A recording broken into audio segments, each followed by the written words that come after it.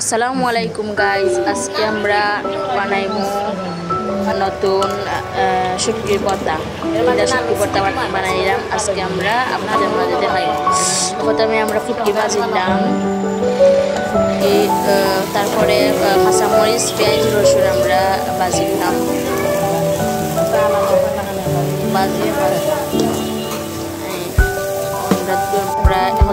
তারপর কাঁচামরিচ একটু ভাজিলাম। কাঁচামরিচ ভাজার পর এখন আমরা একটু লবণ দিয়া শুটকি দিয়া একটু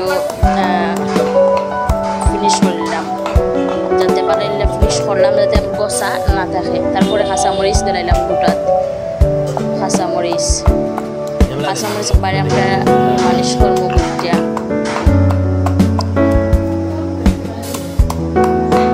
কাঁচামরিচ মালিশ করার পরে এখন আমরা ভালাইলে একবারে শুটকির লগে আমরা একবারে মিশাইব। তারপরে আমরা পেঁয়াজ দিলাইলাম, পেঁয়াজ বাচ্চার আছে যে পেঁয়াজ, ও পেঁয়াজ দিলাইলাম চাটনি দুটা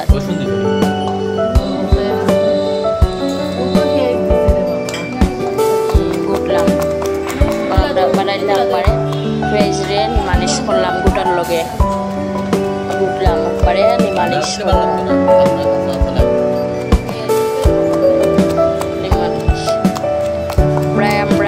সময় ধরে চাপা না থাকে অত সময় ধরে আমরা একবারে ফিনিশ করবো।